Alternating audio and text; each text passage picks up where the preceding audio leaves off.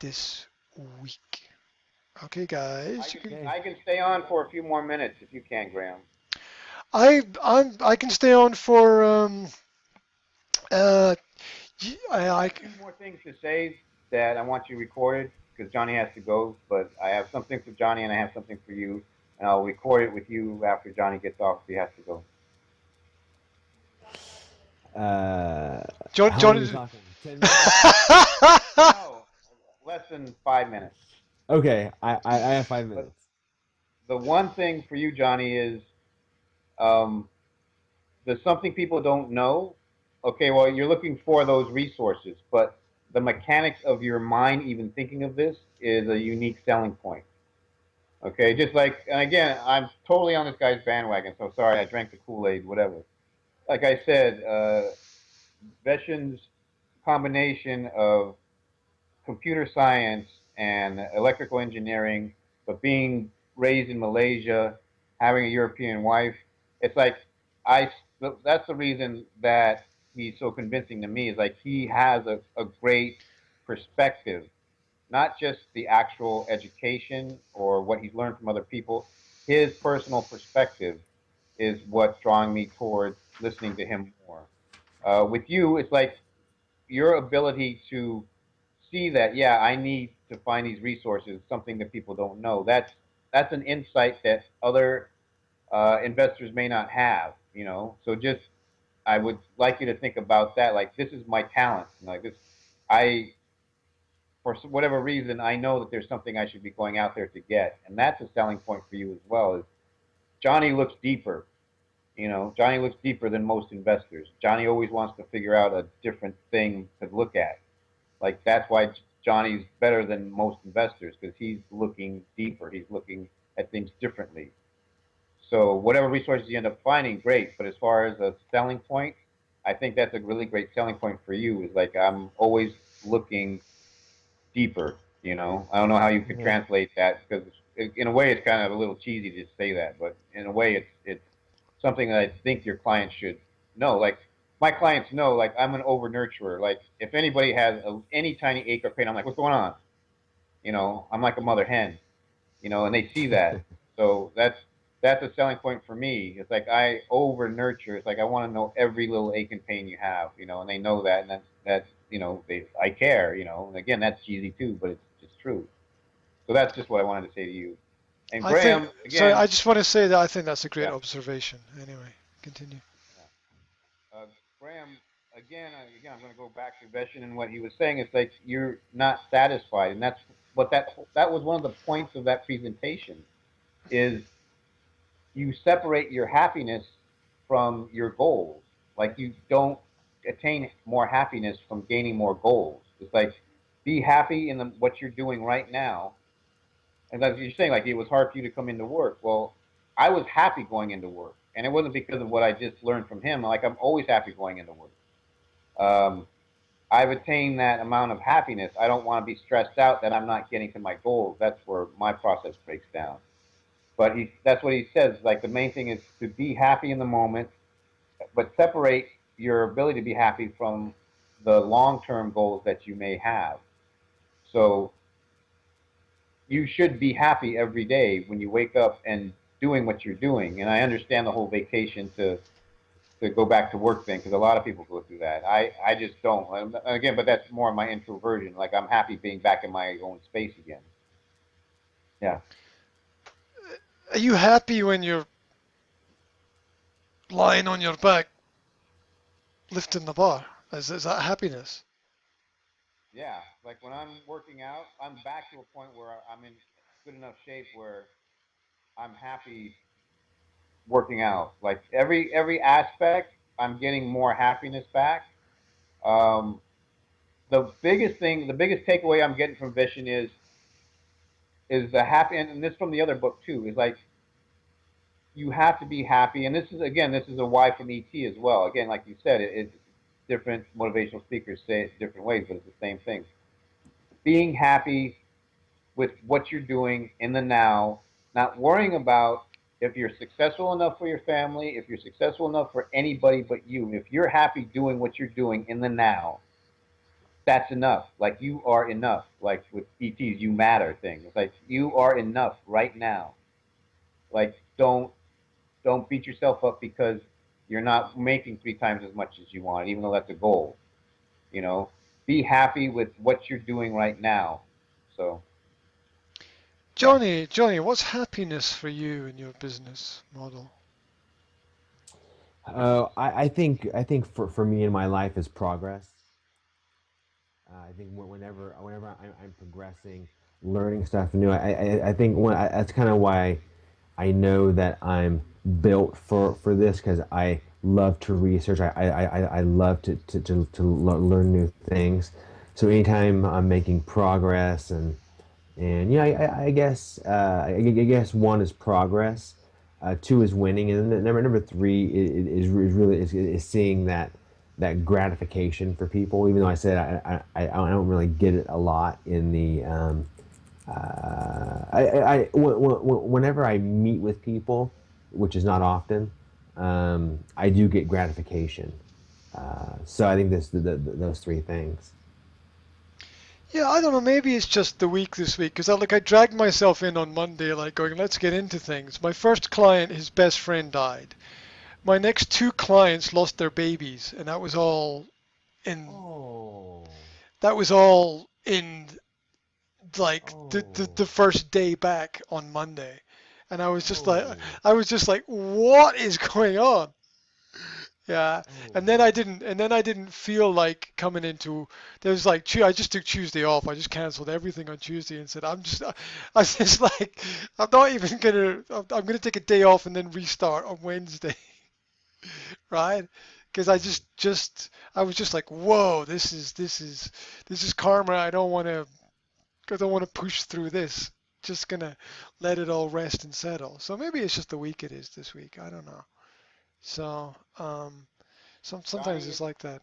yeah, Johnny, if you have to go, I understand, but Okay. I'm yeah, go. Yeah, I gotta run. Thank you guys. Appreciate it. All right. Thank you guys. Stay in touch. Stay in touch, Johnny.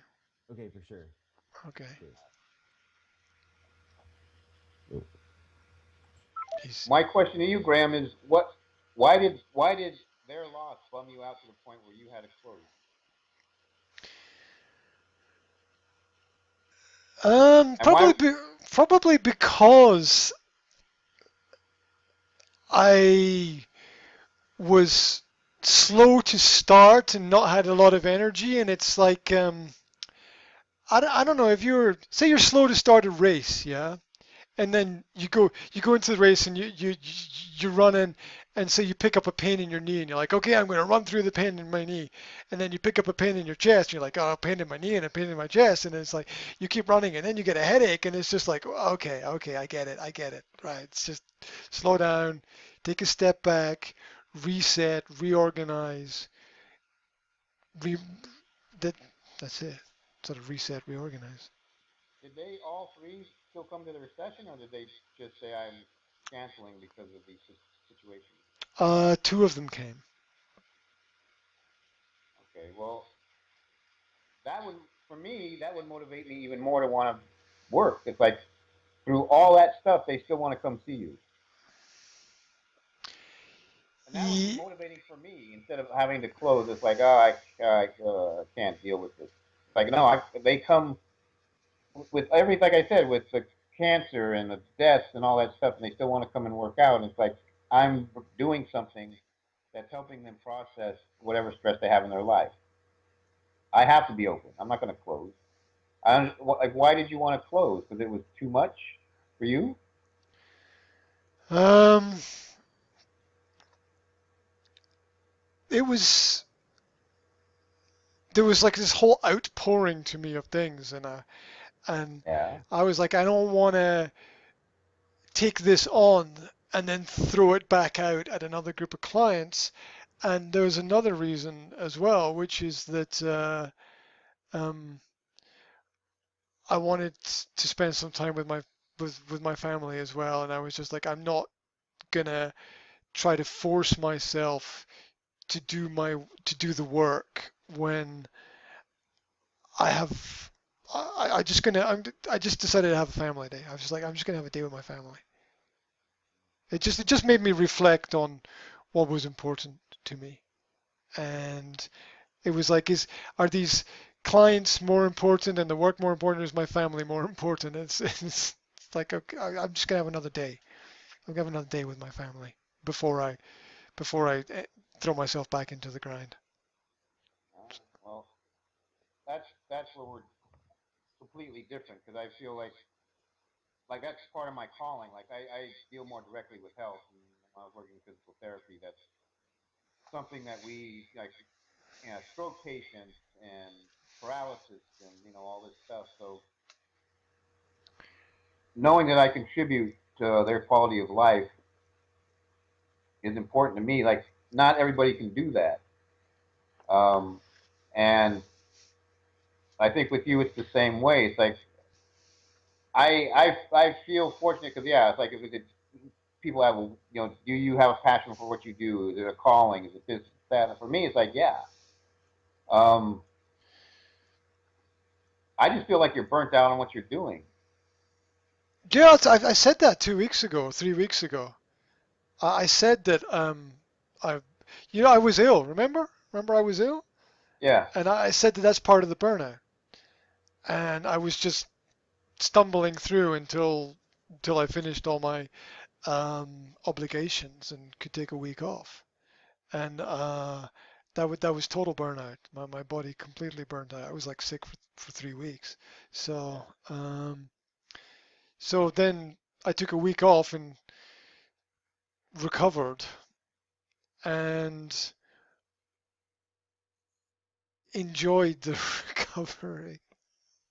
yeah, Enjoyed the recovery. So it's not that I don't like my work. It's a lot of the work-life balance. Like I was talking with one of my clients about the work-life balance, and I was saying that it would be nice to have a it would be nice to have the day in thirds. It would be nice to have first third of the day for myself to take care of myself. The next third of the day to do the business stuff, and the another third of the day for my family.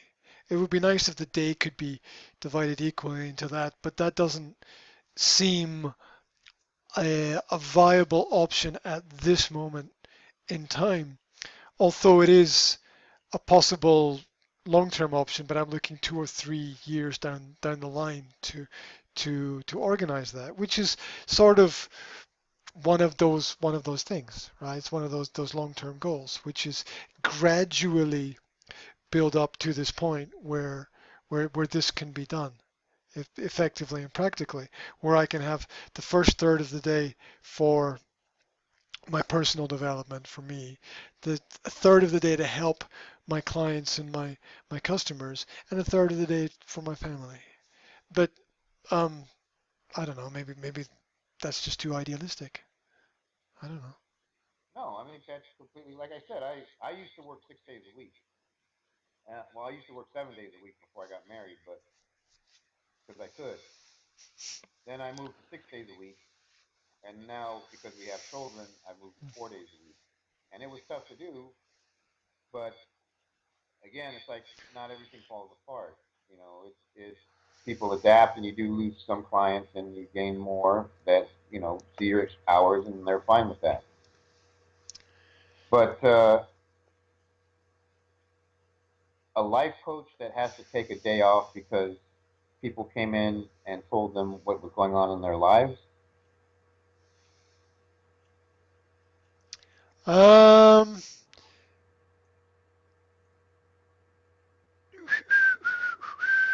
no, it was the element of death, and the fact it was the first day back, and it was the fact that I could take a day off. It was the fact that I wanted to be with my family more than other things. And I think that a life coach should want to be with their family more than other things, because I think that that is the center of importance. So I get your point, though it's completely unprofessional. I think Right. I think I think that's what you're saying, and yeah, it is from that perspective. Uh, it's uh, it's a review of values, and I think that I think it was a situation where take the opportunity because the opportunity is there. What's the phrase? Take advantage of the opportunity in the lifetime of the opportunity. You know what I want to say.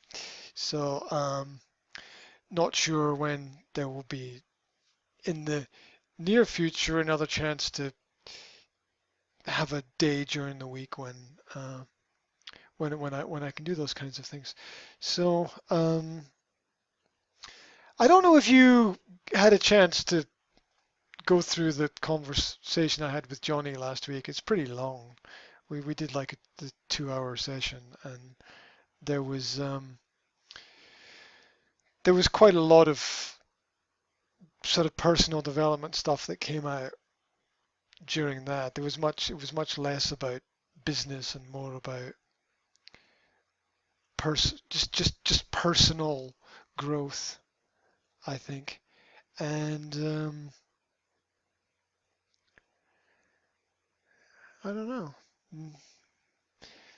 Money is an issue right now as well. I'm not saying that money is a problem. What I'm saying is that um, that I'm considering things very carefully regarding finances because if I don't plan a transition of my business in terms of increasing prices correctly, it could have a strong negative effect on things. So that's something else which is going on in the background as well. Got to get the money thing right. Um, what else? I don't know. It's just a lot of stuff right now. The I had a contract agreed to sell my house, and then the people backed out of the contract last week as well. So that threw a bit of a spanner in the works um, with a few things. Um, I don't know. I don't know. I'm definitely not. I mean, I I'm definitely not leaping out of bed in the morning and going like, yeah, come on, let's let's take on this. But with the kind of work that I do, I learn a lot from it, but it's never easy. It's never easy to sit down with people for 90 minutes and say maybe do half the time with grammar and language work and then half the time on sort of life coaching elements and development. It's never it's going to each day like, yeah, let's see what it brings. But and you get a lot out of it by going through the process. But it's not an easy process to go through. So I'm not.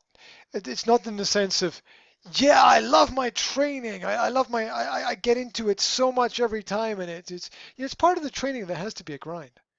I don't know anybody that's like, oh yeah, all the parts of the training are fantastic.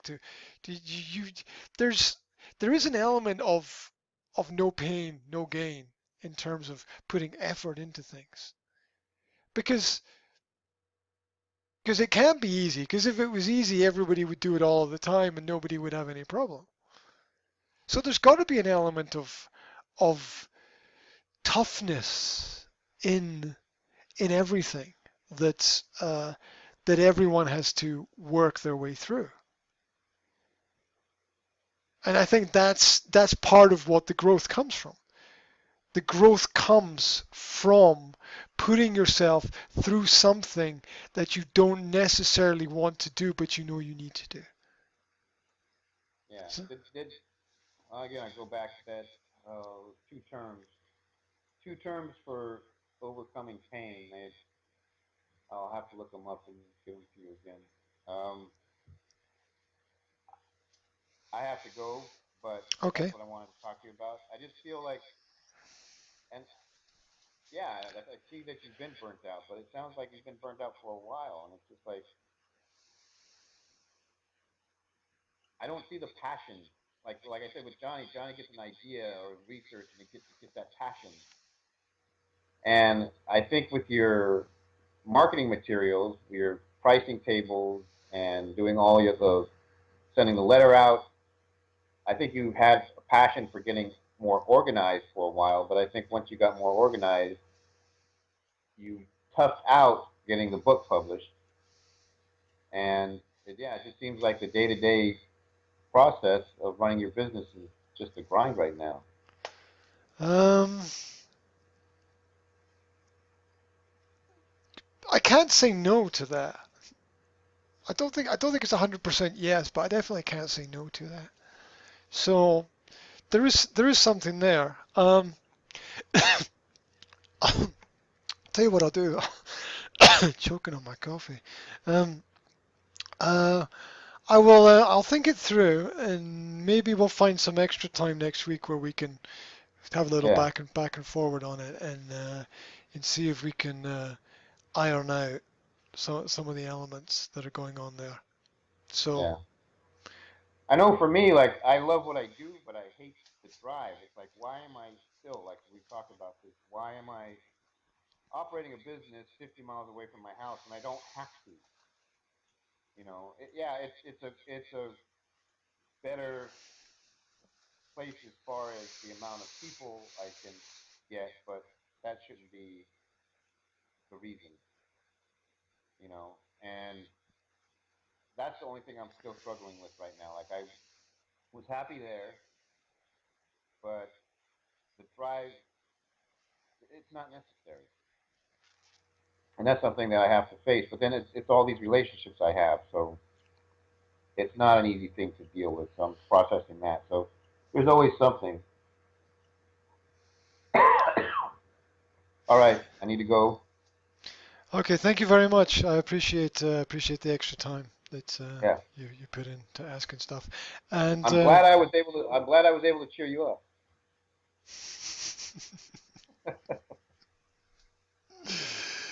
yeah, I'm sure that's something that you will. I'm sure that's something you will always be able to do, mate. So, That's my bedside manner, right? All right. of course, have a good one, and keep in touch through the social Yeah, networks. I You will know, be posting what I'm studying, so just check out what you good. I will. I will. I'll follow it step by step for can. sure. Okay. All right. Take care. Have a good one, mate.